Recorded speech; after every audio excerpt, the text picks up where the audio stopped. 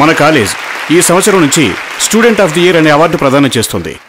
ఈ ప్రథమ అవార్డును చిరంజీవి శివకు అందజేయటం కాలేజ్ యాజమాన్యం గర్వంగా ఫీల్ అవుతుంది.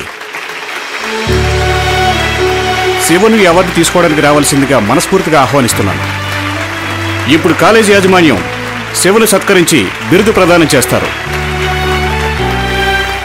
కంగ్రాట్స్ శివ.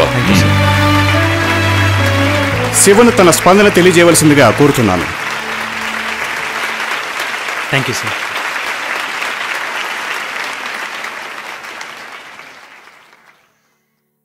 ఈ బిరుదు నాకు రేయ్,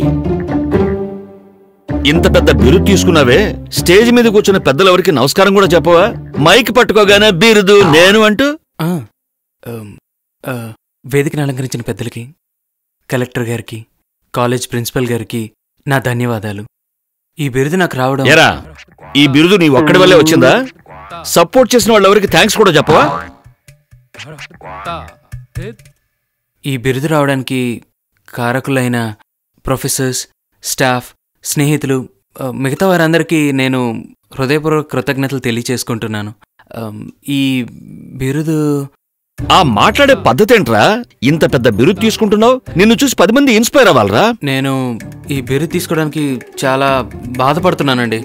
నాకు ఈ బిరుదు వద్దండి, నేను తిరిగి చేస్తున్నాను. తిరిగి చేస్తున్నావు లేరా?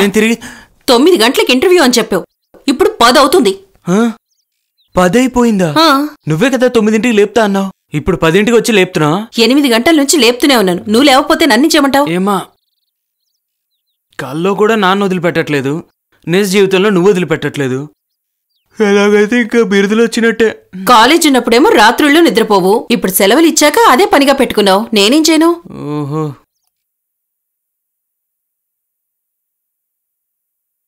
ఏంటి నాన్నగారు ఇంట్లో లేరా? ఏ లేదు, పాత్రలన్నీ డాన్స్ ఆడుతున్నాయి కదా అందుకని. రేయ్, ఇప్పుడే ఆయన కచేరీ చేసి బయటకు వెళ్లారు, నువ్వు కొత్త రాగం మొదలెట్టుకో. ఇంత పొద్దున్న ఎక్కడికి వెళ్ళిపోయారు? 10th స్టూడెంట్స్ కి ఏదో స్పెషల్ క్లాస్ ఉందంట, అందుకని వెళ్లారు. ఇన్ని సంవత్సరాలు కలిసిమెలిసి ఉన్న నువ్వే ఆయన్ని మెప్పించలేకపోయావు. పాపం పిల్లలు, వాళ్ళ పరిస్థితి ఏంటా అని ఆలోచిస్తున్నాను. రే, మొదలెట్టేశాడ్రా డిసిప్లిన్ అంటూ. కాసేపు నోరు మూసుకో, విన్నాడంటే అయిపోతాం, మ్యాటర్లోకి వస్తాడు. డిసిప్లిన్, ఇందులో డి. ఇంగ్లీష్లో ఇది ఎన్నో అక్షరం? నువ్వు రావేయా.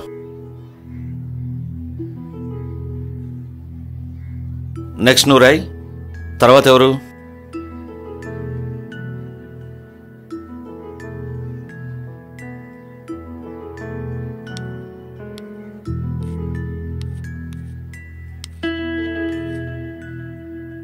ఇదొక అద్భుతమైన కావ్యం. ఇటువంటి కావ్యాలు మీలాంటి విద్యార్థులకు చాలా అవసరం. ఇవి నేర్చుకోవడం వల్ల మీకెంతో ఉపయోగం.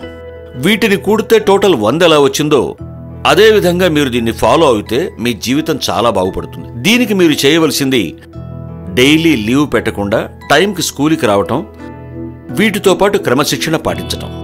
వీటిని ఫాలో అయితే మీకు ఎదురుండదు. ఇప్పుడు మనం ట్రైన్లో ప్రయాణించాలనుకోండి, టైంకి వెళుతున్నావా లేదా? ఒకవేళ మనం టైంకి వెళ్ళినా వెళ్ళకపోయినా దాని టైంకి అది వెళ్ళిపోతుంది.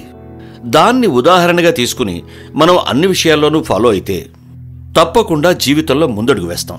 రే, ఇదే మ్యాటర్ కొన్ని సంవత్సరాల నుంచి చెప్తున్నాడు. పాఠంలోకి వెళ్దాం.